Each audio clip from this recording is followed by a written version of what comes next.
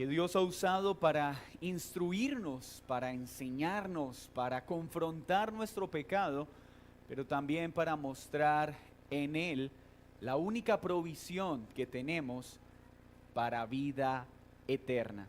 Vamos a Joel, nos encontramos en el capítulo 2, versículo 12 al 14, son los versículos que estudiaremos esta mañana. El domingo anterior estudiamos el capítulo 2 del 1 al 11 y este versículo termina con una pregunta retórica. ¿La recuerdan? Dice este pasaje al terminar la sección: ¿quién podrá soportarlo? Vamos a viajar una vez más al contexto en el que se está dando el profeta Joel, en el que se está escribiendo este libro. El pueblo ha vencido, ha roto los términos del pacto, ha quebrantado el pacto con Dios, se ha hecho enemigo de Dios, pues ha escogido pecar en lugar de vivir conforme a los términos del pacto. Este actuar pecaminoso y de dureza ocasiona que Dios envíe un juicio sobre el pueblo. Envía unas langostas que destruyeron absolutamente todo. Y lo hace no con el propósito de exterminar a su pueblo, sino que de su pueblo entre en razón y se arrepienta de su pecado y se vuelva a Él. Pero a pesar de este juicio firme y contundente, el pueblo sigue con su corazón endurecido. Dios está obrando para que este pueblo se aparte de su maldad, pues lo tomó como su pueblo, pero este pueblo, a pesar de las bondades recibidas, ahora quiere alejarse y seguir viviendo de manera pecaminosa. Pero Dios, a través del profeta, también expone que este era un pueblo religioso, que ofrecía libaciones e iba al templo, pero lo hacía de manera superficial, simplemente para acallar la conciencia. A través del profeta fuimos también confrontados e inquietados a examinar la razón por la que nosotros buscamos al Señor, pues aunque muchos se congregan cada domingo, pueden estarlo haciendo con una motivación perversa y pecaminosa. No buscar la gloria de Dios, sino tratar de acallar su conciencia domingo tras domingo para seguir viviendo de manera pecaminosa. Y Dios dice a través del profeta: esa adoración no me es agradable, esos ayunos y esos rituales que ustedes ofrecen me son desagradables, tal y como lo vimos en Isaías 1. ¿De qué sirve que levanten sus manos al cielo si están contaminadas por el pecado? Pues cada vez que elevan sus oraciones, yo aparto mi rostro de ustedes. Las langostas también nos enseñaron en el contexto de Joel que lo que Dios un día utilizó para vencer a los enemigos de Israel, ahora lo estaba utilizando en su propio pueblo para demostrarles que por causa de su pecado se han hecho mis enemigos. Pero el pueblo aún así sigue insensible. Entonces Dios, a través del profeta, les dice: pueblo mío, reaccionen, pues aún los animales están actuando con mayor sensatez que ustedes. La creación gime por causa del dolor que ha traído el pecado. Las bestias mismas gimen. Y ustedes siguen endurecidos y sin ninguna señal de arrepentimiento. Ahora Dios toma otro recurso. En el capítulo 2 del 1 al 11. Anuncia que vendrá un juicio mayor que el que están viendo. Un ejército poderoso con grandes habilidades vendrá. Un día temible en el que Dios mostrará todo su juicio sobre los hombres. Pero aún así este pueblo parece no responder a tan temible advertencia, pues quedó claro que el corazón del hombre siempre hará de continuo lo mal, a menos que Dios intervenga. Y el versículo 11 del capítulo 2 entonces termina con esta pregunta: ¿quién podrá soportar el día del Señor? ¿Quién podrá librarse de este temible día? Y arranquemos con el versículo 12 al 14. Por eso pues ahora, dice Jehová, convertíos a mí con todo vuestro corazón, con ayuno y lloro y lamento. Rasgad vuestro corazón y no vuestros vestidos, y convertíos a Jehová vuestro Dios, porque misericordioso es y clemente, tardo para la ira y grande en misericordia, y que se duele del castigo. ¿Quién sabe si volverá y se arrepentirá y dejará bendición tras de él? Esto es, ofrenda y libación para Jehová vuestro Dios. Señor, muchas gracias por esta sección. Te pido que tu Santo Espíritu obre hoy en todos los presentes, preparando nuestro corazón para que tu palabra hoy sea esa semilla que dé mucho fruto en nuestros corazones. Que hoy no solo estemos prestos para escuchar tu palabra, sino para ponerla por práctica.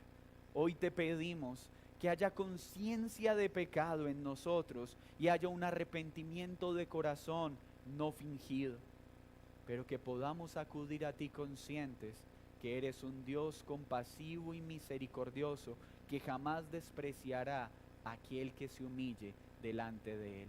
Concédeme la gracia de exponer fielmente tu palabra, pues reconozco mi debilidad como tu siervo, pero acudimos a tu Espíritu, pues este es quien trae entendimiento y vida a quienes escuchan tu palabra.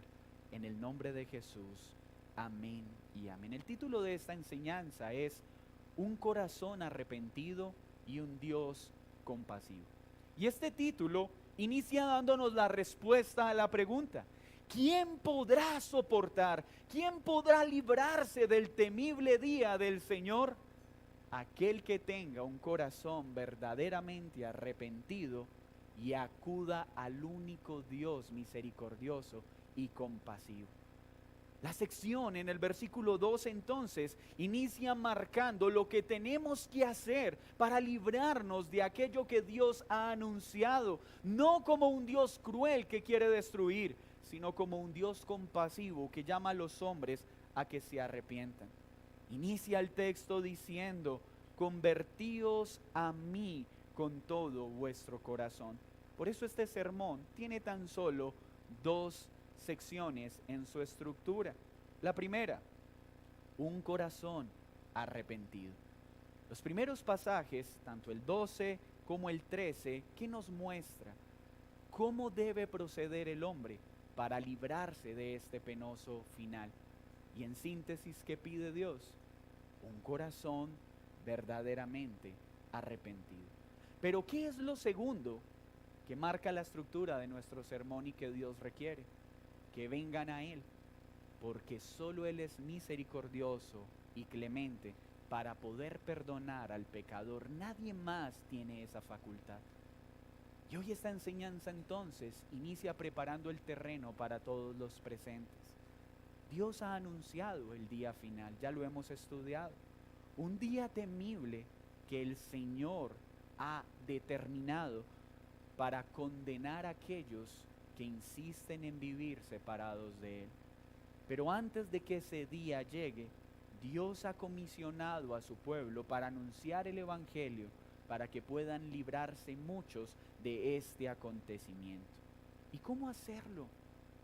¿Cómo ser librados de este día que nadie podrá detener? Lea conmigo el versículo 12.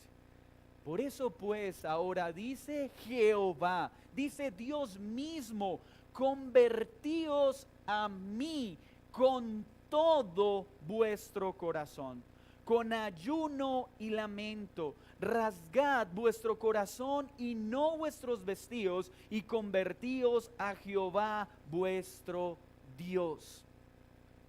El profeta está siendo claro. Dios está hablando al pueblo. Solo hay una forma. Y hay algo que Dios demanda del hombre entonces. Un arrepentimiento, pero un arrepentimiento real. Hace un contraste entre la práctica pecaminosa del pueblo y lo que Dios desea. Este pueblo está habituado a rasgarse las vestiduras. Lo que Dios está mostrando es: no quiero más cambios externos. Los cambios externos no sirven para nada. Pues bien sabemos, hermanos, que aún un ateo puede cambiar conductualmente. Bien sabemos que hay hombres que se proponen tener conductas moralmente aceptadas por un bien propio, pero las conductas externas de nada sirven en nuestra relación con Dios. Dios entonces está hablando a este pueblo que está sufriendo y ha visto perder todo por causa de su pecado. Vuélvanse a mí. Apártense de su maldad, convertíos, cambien el rumbo de sus pasos, ya no sigan más hacia los dioses que están adorando, den la espalda a su pecado y vuélvanse a mí, pero no solo con rituales externos, no, háganlo de corazón. Y para entender esta solicitud, entonces necesitaríamos entender por la Escritura qué es el corazón. La palabra de Dios nos muestra que el corazón es el centro de nuestra voluntad, de nuestros pensamientos y de nuestras emociones. Cuando la Escritura menciona el corazón, a menos que el contexto indique algo diferente, se está refiriendo al asiento de nuestros afectos. El lugar donde nacen nuestras pasiones, el lugar donde se almacena la sabiduría y el entendimiento. Lo que Dios entonces está diciendo es: den la espalda a la vida que están llevando.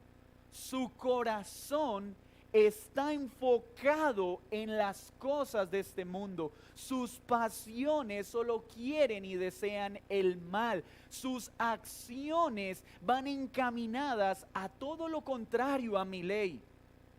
Ya no hagan más eso, sino que ahora todo lo que deseen, todo lo que piensen y todo lo que hagan, háganlo conforme a mis mandamientos.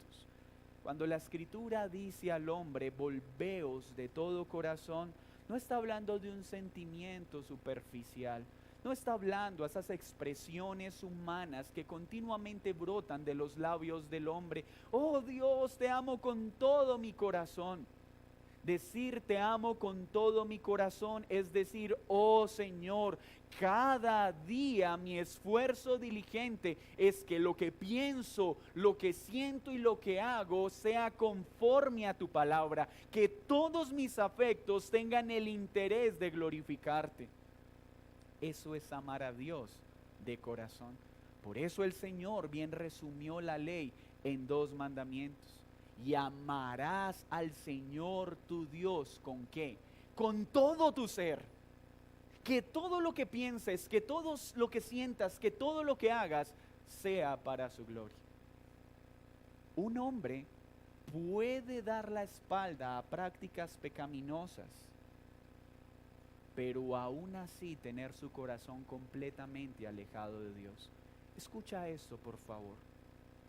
Tú puedes estar hoy en este lugar entonando cánticos a Dios, participando de esta reunión, pero aún así estarlo haciendo meramente como algo ritual y no para la gloria de Dios.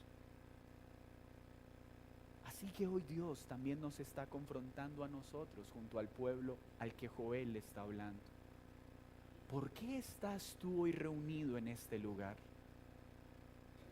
Porque quieres que tus pensamientos, tus pasiones, todos tus deseos, todas tus acciones se encaminen con la voluntad de Dios. ¿O todavía estás afectado por el inconsciente católico romano que se congrega cada domingo para que la semana le vaya bien? ¿Por qué vienes a la iglesia? Para acallar tu conciencia mientras el resto de la semana sigues viviendo a tu manera. Esto es lo que está diciendo el profeta, esto no me es agradable, no hagas más esto. Ya no más cambios externos. De nada sirve que levantes las manos el domingo, que digas estar complacido y contento por lo que escuchas, mientras el resto de tus días sigues viviendo de manera contraria a Dios en tu matrimonio, en tu rol de padre, en tu rol de esposa, en tu rol de madre. Hay una contradicción. Así que el profeta entonces insiste, arrepentíos, pero hacedlo de corazón, no un mero cambio temporal. ¿No es esto lo que hace aún el hombre pecador? ¿No es esto lo que hace el hombre incrédulo cuando maltrata a su esposa? Hace lo malo, menosprecia, lastima, y luego hay un cambio de conducta externo, una serenata, unas rosas, la esposa perdona, hay un cambio temporal y luego viene la falta pecaminosa. Si esto es detestable y despreciable para aquella persona que tiene que lidiar con este maltrato, ¿por qué pensamos que a Dios le es agradable que pequemos? Oh Señor, perdóname, me comporto bien unos días, dejo de hacer lo malo por unas semanas y luego vuelvo a mi vida pecaminosa. ¿De dónde pensar que esto es agradable a Dios? El profeta hoy nos dice, esta vida no más, ya no más ajustes externos, ya no más acciones para tratar de hacerle pensar a la gente que realmente estás bien cuando en realidad estás viviendo para tu propio pecado. Entonces entendemos bien lo que Dios está diciendo. El pecado no es un problema externo, sino interno, porque la Escritura nos enseña que de dónde salen los robos, los hurtos, los homicidios, del corazón. Que nadie diga que es tentado por Dios, sino que de su corazón brotan sus propias concupiscencias y se da el pecado. Así que la primera invitación en esta mañana, y es la que el profeta estaba haciendo, vengan a mí, ámenme con todas sus fuerzas, pero no de manera superficial y fingida. Ya no maquilles más tu pecado, ya no justifiques más tu pecado, ya no uses más la iglesia para acallar simplemente la conciencia. Ven a Él con un corazón arrepentido. Pero si la sección terminara acá, esto no garantiza nada. Pues pensemos en esto, si estuviéramos un juicio, y estuviéramos delante de un juez justo, que tiene un pliego de cargos en nuestra contra y se acerca y dice, veo por tus acciones que has violado la ley y mereces la muerte. Este hombre podría mirar al juez y decirle, juez, estoy arrepentido de lo que hice. Ya no quiero vivir más de esta manera. El juez podría decir simplemente, no te perdono, porque la ley dice que la paga de tu crimen es muerte. ¿Y podría alguien acusar a este juez de injusto? Por lo contrario, ese es un juez justo. Para que este arrepentimiento tenga un beneficio, se necesita la misericordia y la compasión justa de Dios para obtener perdón. Por eso el profeta está diciendo, ustedes tienen que arrepentirse, pero ese arrepentimiento de nada serviría si no estuviera acompañado de un Dios que es misericordioso y compasivo. Acá nos está mostrando ese balance entre la responsabilidad humana y la gloria divina. Pero vamos entendiendo lo que le está mostrando Dios a este pueblo. Iglesia, ninguno de nosotros merecemos ser perdonados. Dios no está obligado a perdonarnos. Podríamos decirle nosotros, oh Dios, perdona nuestros pecados. Y Él, siendo justo, podría decirnos, no. Pero gloria a nuestro Dios, que no solo es justo y santo, sino que también es misericordioso y lento para la ira. Y es por eso que pecadores como tú y como yo tenemos esperanza. pues si Él no fuese misericordioso, en vano estaríamos reunidos en esta mañana. Entonces, ¿qué dice Dios? Vamos, no quiero que tengas que lidiar con toda mi justa ira, la cual será manifestada en el día final. Anuncio este día para que te arrepientas de corazón, no te engañes más, no maquilles más tu pecado, arrepiéntete y ven a mí y hallarás perdón, porque soy misericordioso, clemente, lento para la ira.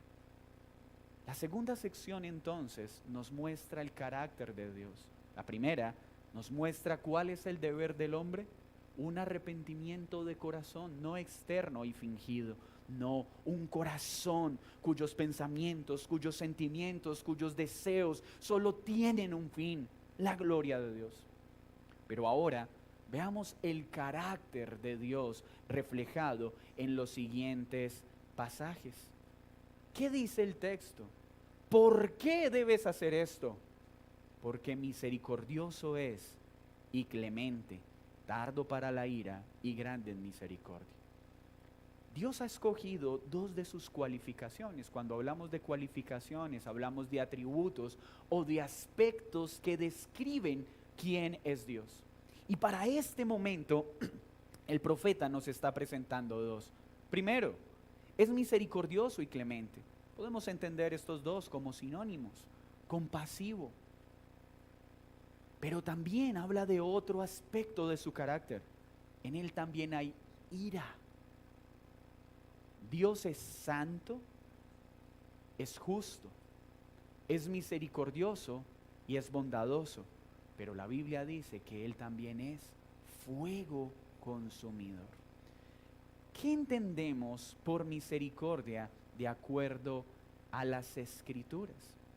Las Escrituras entonces nos enseñan que misericordia es aquella inclinación de Dios a aliviar la miseria de las criaturas caídas.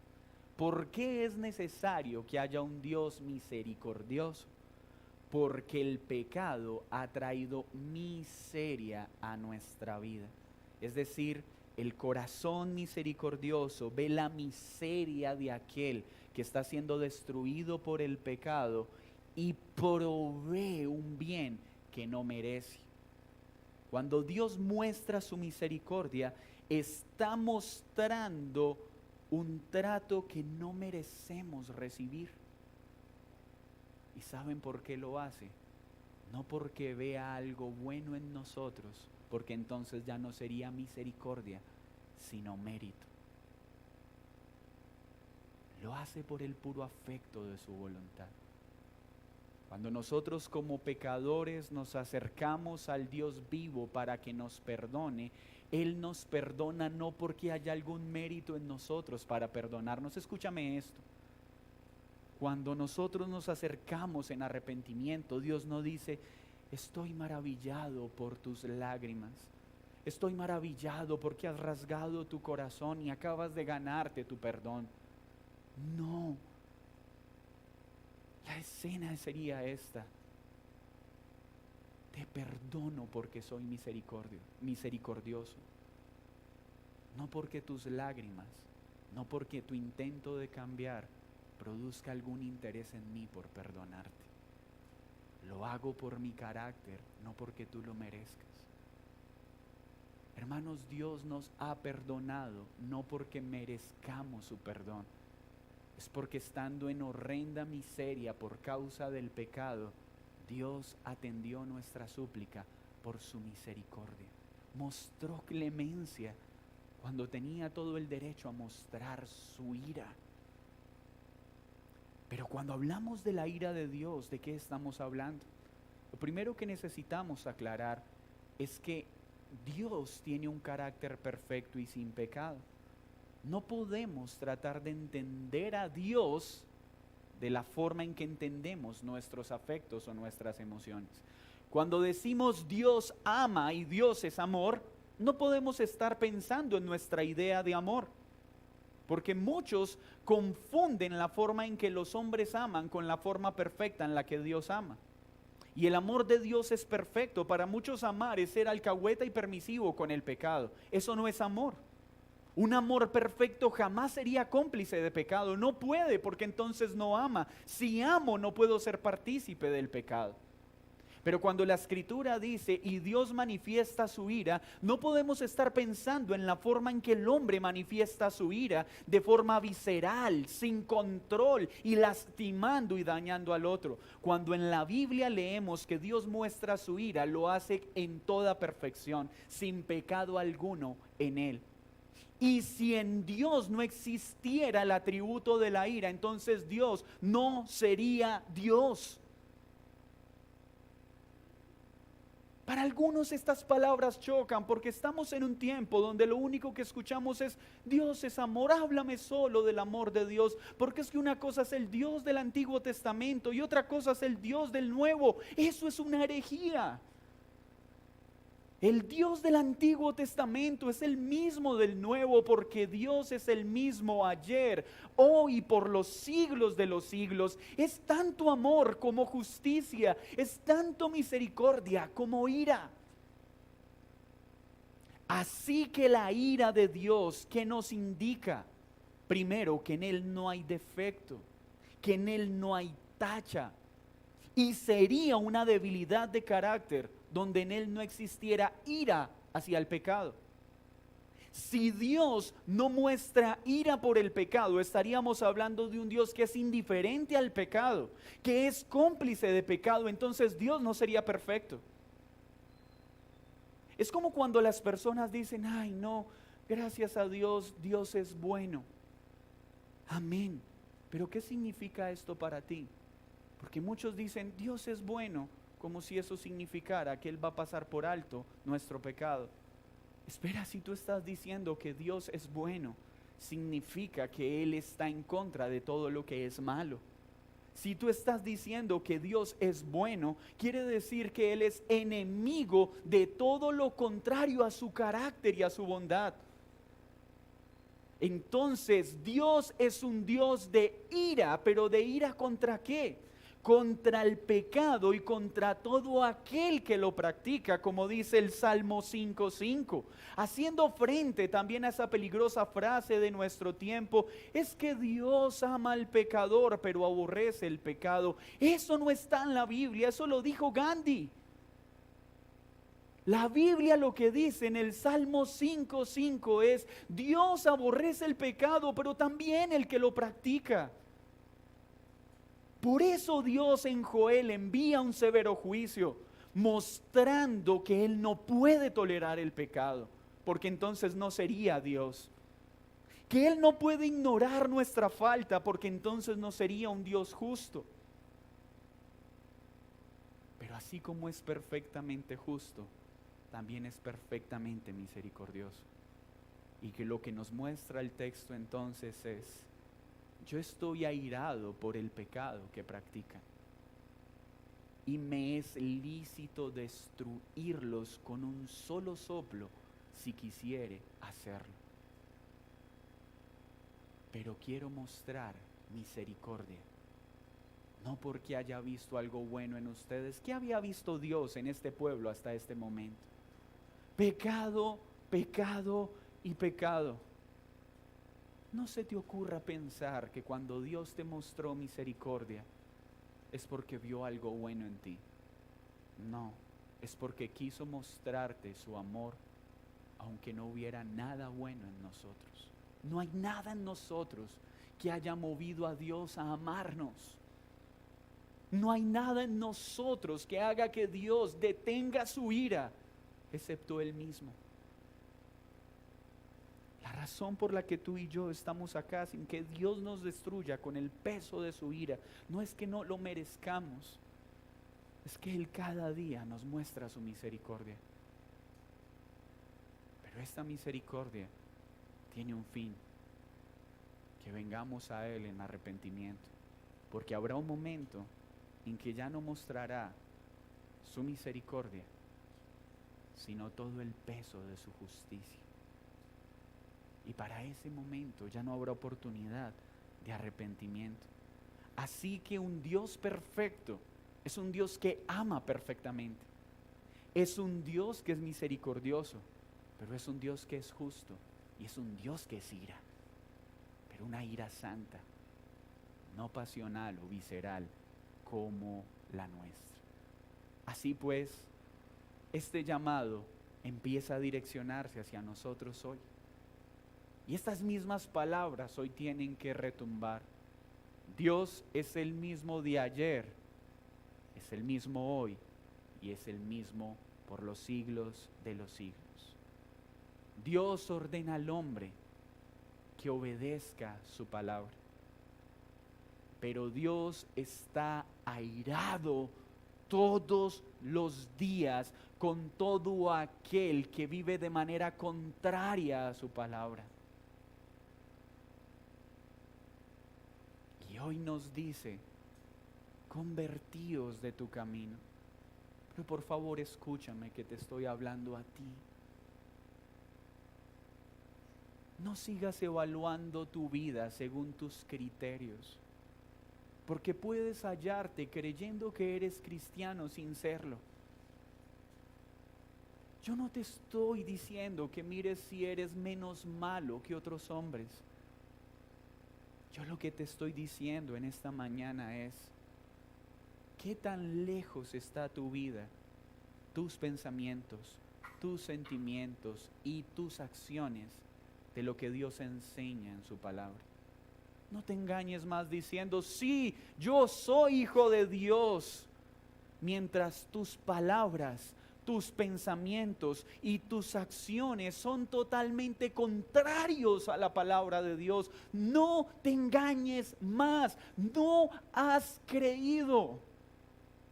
Y si sigues caminando de esta manera, lo único que estás haciendo cada día es añadir más ira al día de la ira, porque nuestro pecado es desagradable a un Dios que es santo, santo, santo. Pero cuando Dios denuncia nuestro pecado, también anuncia que hay perdón para el pecador. En lugar de tratar de maquillar tu pecado, la Escritura hoy nos dice, vamos, arrepiéntete, deja de negar tu condición y más bien reconócela. Y apela a la misericordia de Dios. Reconoce en esta mañana tus miserias. Tus acciones hablan por sí mismas. Más bien hoy di, Señor, tú eres clemente, tú eres misericordioso. Ten compasión de mí, oh Dios. Y el profeta dice, quien se arrepiente y apela a la misericordia y clemencia de Dios, será perdonado, porque la Escritura también nos enseña que Dios no desprecia al que se acerca a Él con un corazón contrito y humillado. Y esta es la certeza que tenemos en esta mañana. Dios no rechaza un corazón contrito y humillado. No importa cuán terribles han sido nuestros pecados. Y en esto quiero hacer claridad de algo. Si estamos hablando de un Dios santo, santo, santo, el más pequeño de nuestros pecados es abominable para Él. A veces cuando uno dice, no importa cuán grandes sean tus pecados, la gente está pensando en el que mató, en el que violó, en el que destruyó. No, estoy hablando a todos. Una mentira es abominable a un Dios santo. Un arrebato de ira es algo abominable ante un Dios que es santo, santo, santo. Un solo pecado nos hace merecedores de toda su ira. Pero que hoy estemos con vida es solo la voz diciendo de Dios, hoy he mostrado un día más mi misericordia. para que vengas y te arrepientas. Pero que hoy muestre misericordia no significa que mañana esté obligado a hacerlo. Por eso acompáñeme una vez más al texto. Porque misericordioso es, ya entendimos, porque Él, a pesar de nosotros, de la miseria que produce el pecado, puede mostrar perdón porque es clemente. Pero es tardo para la ira. ¿Qué significa? Que Dios llega tarde. ¿No saben qué está diciendo? Que Dios aplaza la manifestación de su ira porque es muy grande su misericordia. Es curioso escuchar a muchos denigrando de Dios. Dicen, pero si Dios existiera, no habría tanto mal. No, Dios existe, pero el punto es que ese Dios también es misericordioso.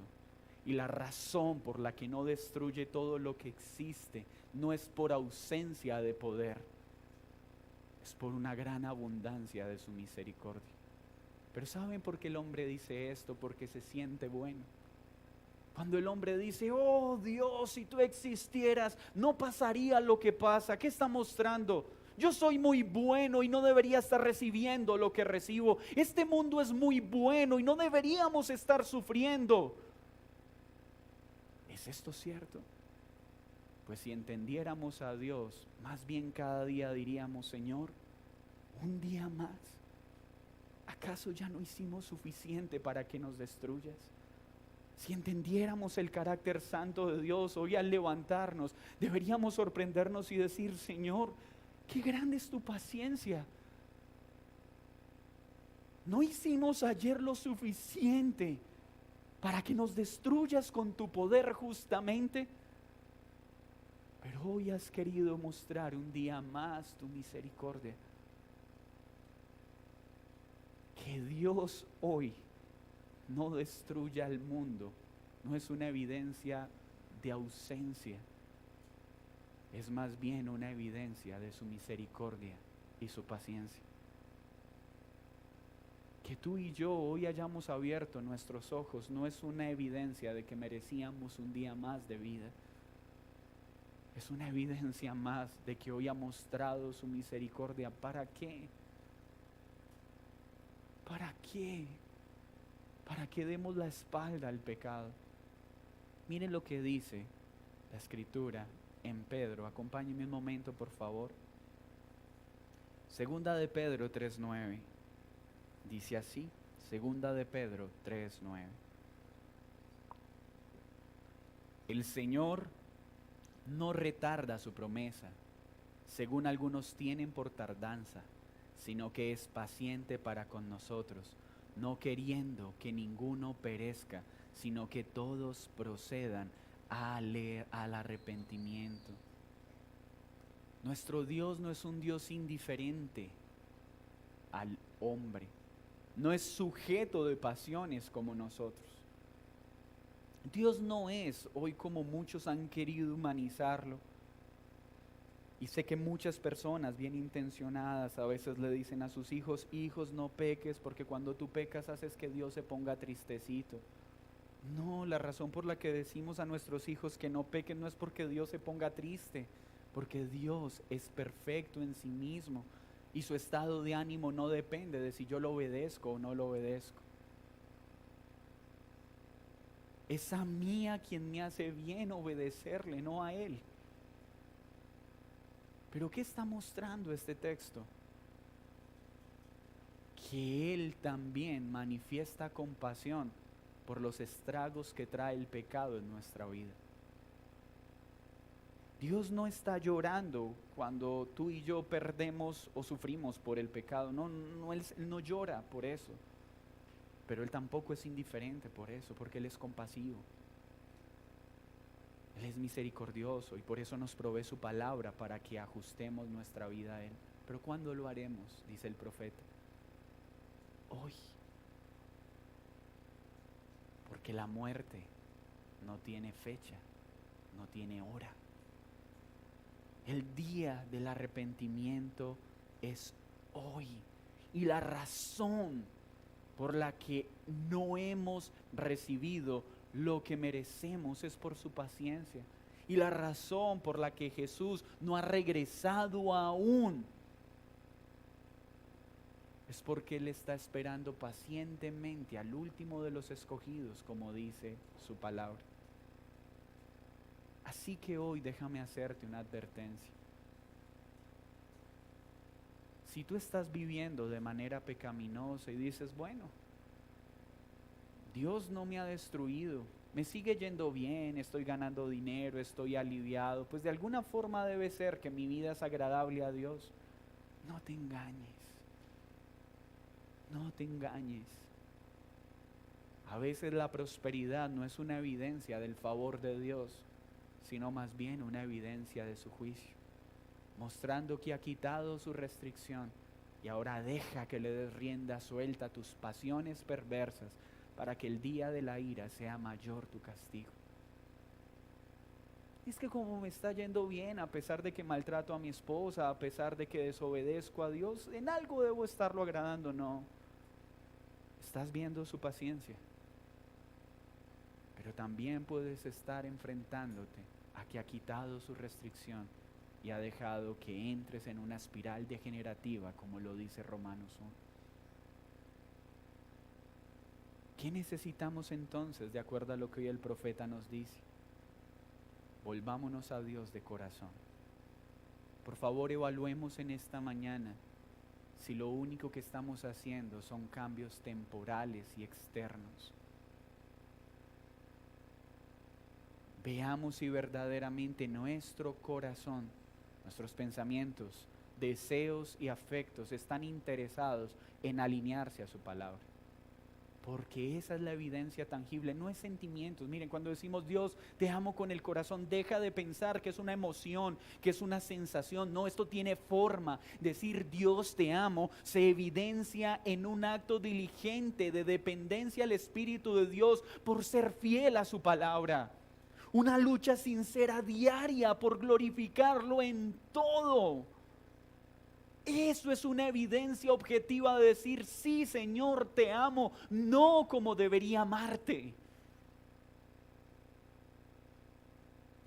Pero no digas más que amas a Dios si no obedeces sus mandamientos, si no hay diligencia en la mortificación del pecado. Pero hoy el profeta nos da una esperanza y dice, yo he mostrado paciencia y la sigo mostrando. Pero ya no pierdas más tiempo. Apela a su misericordia y dile, no merezco tu perdón, pero aquí estoy. Porque como dice Primera de Juan, Dios jamás desprecia a un corazón contrito y humillado. Jamás. Dios jamás despreciará a aquel que viene rendido a sus pies, porque Él no desprecia el corazón que reconoce su miseria. Y termina diciendo el versículo 14 en Joel lo siguiente: ¿quién sabe si volverá? Termina con otra pregunta esta sección. ¿Y se arrepentirá y dejará bendición tras de él? Esto es ofrenda y libación para Jehová vuestro Dios. Me encanta la forma en la que escriben los profetas.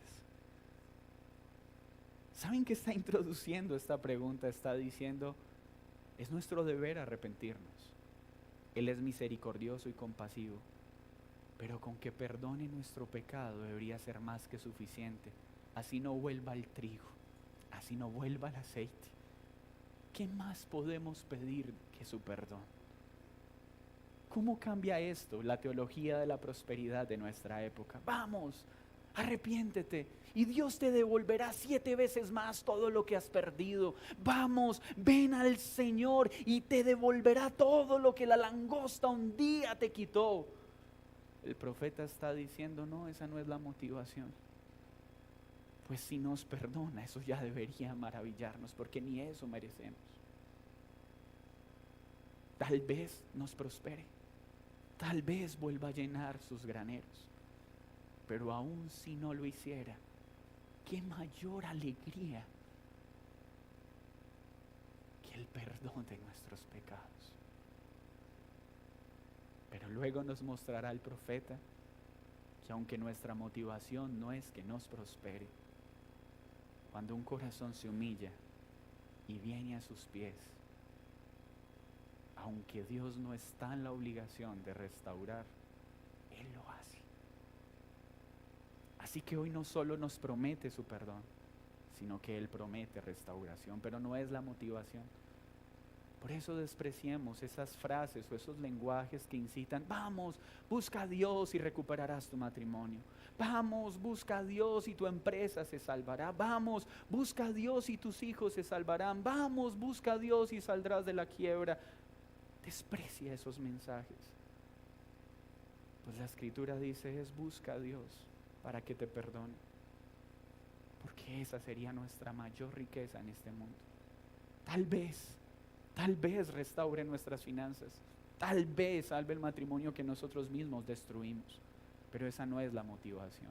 Ahora, Dios es experto en restaurar matrimonios quebrantados, en sanar al enfermo.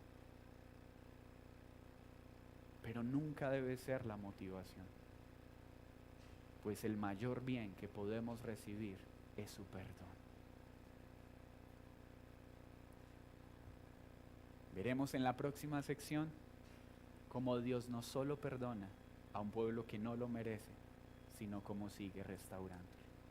A ti, mi querido amigo, que aún no has creído, la paciencia de Dios también tiene un límite. Y que al día de hoy, a pesar de la forma pecaminosa en la que vives, no hayas tenido que enfrentarte a la ira de Dios, no significa que mañana no te pase. El arrepentimiento es hoy cuando debes darle la espalda a tu pecado. Es hoy cuando debes venir al Señor y decirle: perdóname por toda mi maldad. Es hoy cuando tienes que venir a Él y decirle: reconozco mi miseria y sé que eres misericordioso, sé que eres compasivo, sé que eres lento para la ira, pero un día la ira llegará.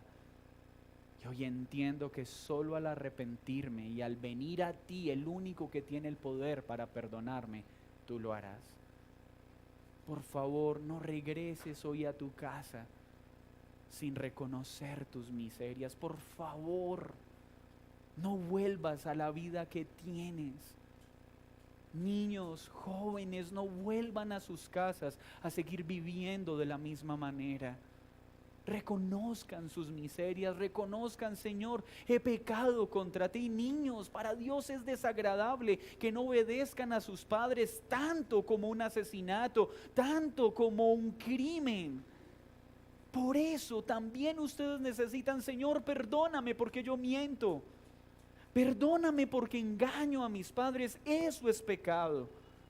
Y ustedes, niños, también necesitan decir: Señor, perdóname. Y lo veremos el otro domingo, cómo Él llama arrepentimiento a todas las edades.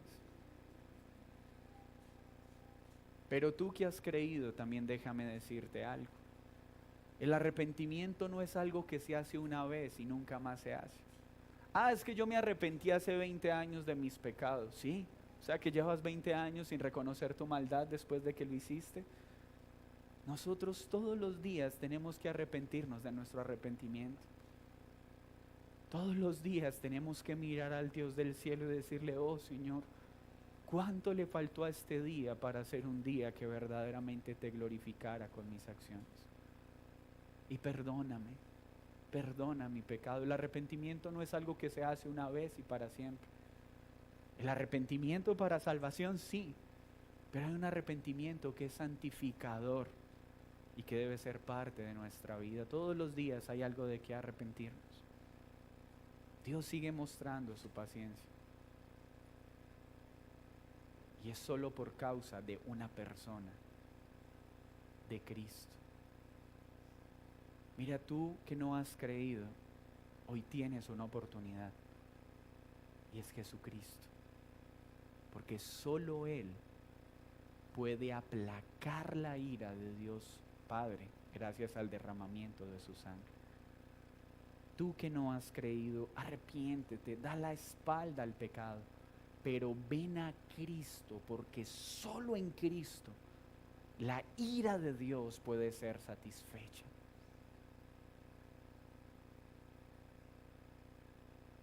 Y tú, querido hermano en la fe, que hoy gozas de bienestar, de salud o de una economía estable, no pienses que es fruto de que Dios esté maravillado por tu buen comportamiento. Es solo porque Cristo cada día sigue aplacando la ira de Dios Padre, que debería recaer aún en nosotros que hemos creído. Tú y yo podemos hoy tener salud o prosperidad, no porque Dios esté asombrado con nuestras capacidades administrativas. Gozas de unos buenos hijos, no porque eres un padre ejemplar. Gozas de una empresa próspera, no porque eres asombrosamente inteligente. ¿Sabes por qué? Porque Dios nos mira con misericordia. Y porque Cristo, al derramar su sangre, satisfizo la ira del Dios Santo que debía recaer sobre nosotros. Les invito a que inclinemos nuestro rostro y oremos. Vamos a prepararnos para la cena del Señor. ¿Qué se necesita para ser librados del día de la ira? Un corazón arrepentido y un Dios misericordioso y compasivo. Fuera de esto no hay nada. Señor, nos disponemos en este momento a celebrar que eres Dios clemente, que eres misericordioso y que has retrasado la manifestación total de tu ira solo por causa de tu paciente amor. Pero también hoy sabemos que esto es posible al tomar estos elementos y recordar que es el derramamiento